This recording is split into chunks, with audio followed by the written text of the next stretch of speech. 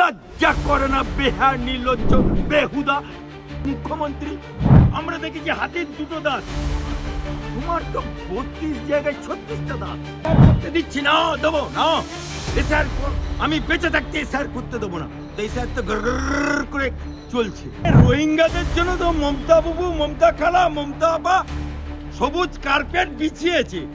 মমতা বাবু ছুটার কথা বলছে, মমতা খালা ঝুটা ভাত বলছে, মমতা খালা মিথ্যে কথা বলছে, মুসলমানদের সাথে গাদ্দারি করছে, মুসলমানদের সাথে নিমখারামি করছে। ও বাংলার মুসলমান, এই মমতাকে বিশ্বাস করো না, এই মমতা খালাকে বিশ্বাস করো না, এই মমতা আপাকে বিশ্বাস করো না। আজকে গেরুয়া ঝড় হাইকোর্টে উঠে পড়লো। এই ঝড় বাংলার অলিতে গলিতে সব জায়গায়, শুধু কলকাতার মধ্যে সীমাবদ্ধতা করে।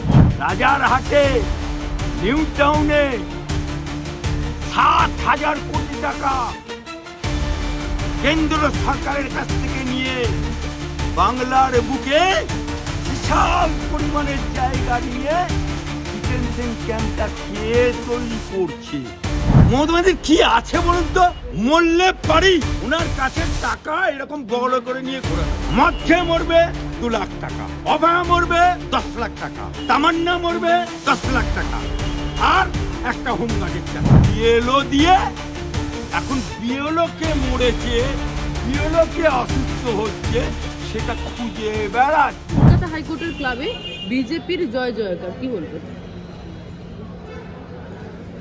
দেখুন, কলকাতা হাইকোর্টে বিজেপির জয় জয়কার, বিজেপির জয় জয়কার না, কলকাতা হাইকোর্ট ক্লাবে উকিলদের জয় জয়কার। কারণ আপনারা দেখেছেন ঠিক ভোটের প্রাক্কালে তৃণমূলের এখানে দুটো গোষ্ঠী দাঁড়িয়েছিল, একটা চন্দ্রিমা গোষ্ঠী আর একটা তরুণ চ্যাটার্জি গোষ্ঠী, অর্থাৎ কুমড়োর ফালি দাঁড়িয়েছিল। বিজেপি পুরো 10টা, কংগ্রেস সিপিএম একটা। সেই জায়গায় তৃণমূলের চন্দ্রিমা গোষ্ঠীর একজন ট্রেজারার প্রার্থী, সে একজন উকিলকে, উকিল হয়ে লার্নেট উকিল হয়ে আর একজন উকিলকে, ওদেরই তৃণমূলেরই উকিলকে, ওদের চরম চরম গুরবাতাসা 5 জনের বাড়ি যেমন পুলিশের মা বাপ ছাদ্য করে দিল, ঠিক সেই রকম তার মা মাসি বুচি মানে গ ডট ডট খ ডট ডট মানে খিস্তি পড়ে।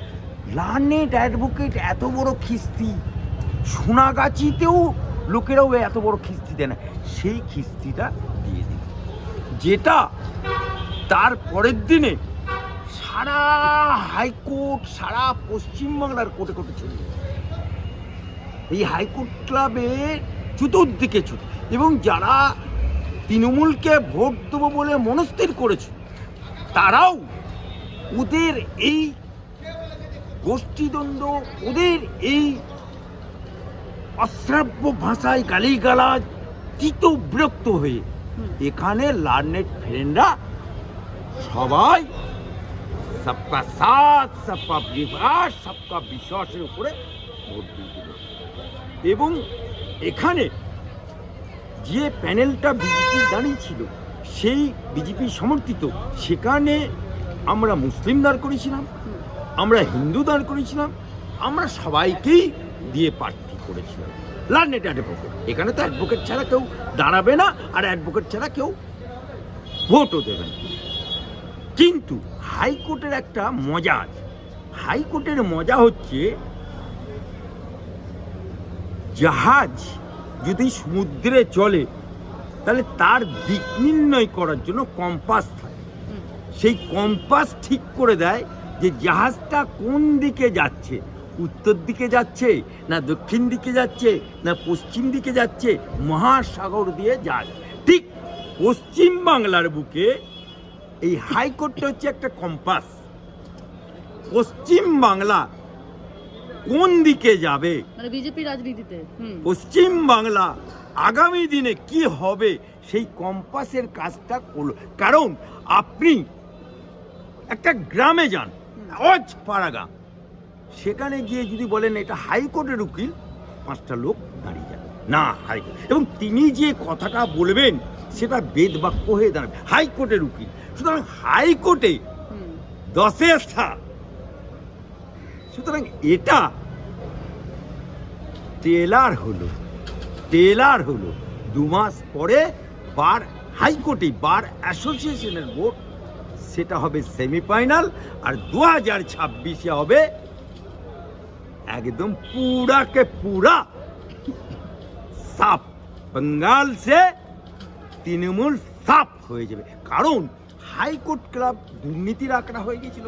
হাইকোর্ট ক্লাবে এই ক্লাব থেকে যারা first division second division match খেলে, যেহেতু এটা ময়দানে টেন্ট, মহামেডান স্পোর্টিং ক্লাবের পেছনেই দেখবেন বিশাল বড় হাইকোর্ট ক্লাবের ঐতিহ্যবাহী, সেই হাইকোর্ট ক্লাব থেকে কে ক্রিকেটে কে ফুটবলে ডিভিশন খেলবে সেটাও কিন্তু এখান থেকেই রেকমেন্ড হয়, এবং এই রেকমেন্ড করতে গিয়ে বহু আমরা দেখেছি দুর্নীতি হয়েছে, কোটি কোটি টাকা খেলা হয়েছে।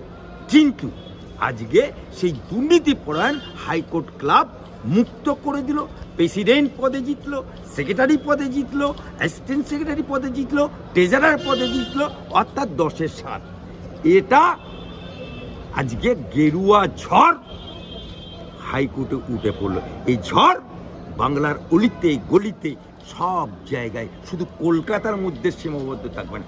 এই ঝড়ের আবাস, এই কাল বৈশাখী ঝড়ের আবাস, এই গেরুয়া ঝড়ের আবাস, এই সবকা সাথ সবকা বিকাশের ঝড়ের আবাস সারা বাংলায় তিল তিল তিল তিল তিল করে ছড়িয়ে পড়বে। যেখানে বিএলওরা মুখ্য নির্বাচনী কমিশনের আধিকারিকের দপ্তরের বাইরে তারা অবস্থানে বসেছেন, মুখ্যমন্ত্রী সেই জায়গা থেকে আজকে দাবি করছেন ডিটেনশন ক্যাম্প নিয়ে কেন্দ্রকে তীব্র আক্রমণ করছেন। তিনি দাবি করছেন আমি ভাগাভাগি রাজনীতি করিনি, ধর্মনিরপেক্ষ রাজনীতি করি, এখানে ডিটেনশন ক্যাম্প করে মানুষকে দুর্ভোগে ফেলি না। কেন্দ্রকে বলো ব্রিটিশদের মতো জোর করে কিছু চাপিয়ে দেবেন না। ডিটেনশন ক্যাম্প নিয়ে কেন্দ্রকে আক্রমণ করছেন মুখ্যমন্ত্রী। আমি এই মুখ্যমন্ত্রীকে বলতে চাই, নট করা মুখ্যমন্ত্রী মমতা আবুবু, মমতা খালা, মমতা আপা, মমতা ব্যানার্জি ওরফে অভিষেকের পিসি, তুমি বাংলার মানুষকে কি বলেছিলে? মুসলমানদেরকে বলেছিলে 21 সালের আঁকড়া থেকে 5 to 7% তুমি হিন্দু ভোট পেয়েছো, বাকি সব মুসলমান ভোট পেয়েছো। আজকে সেই মুসলমানদেরকে বলেছিলে ওয়াকআপ নিয়ে কিছু করতে হবে না, আমি মুসলমানদের মসিয়া, আমি মুসলমানদের তাতা, আমি মুসলমানদের ছাতা। যখন মুর্শিদাবাদে 5টা মায়ের কোল খালি হয়ে গেল, মুর্শিদাবাদের বুকে দাঁড়িয়ে বললে যদি কেউ আন্দোলন করে আমার থেকে দুশ্মন কেউ বেশি হবে।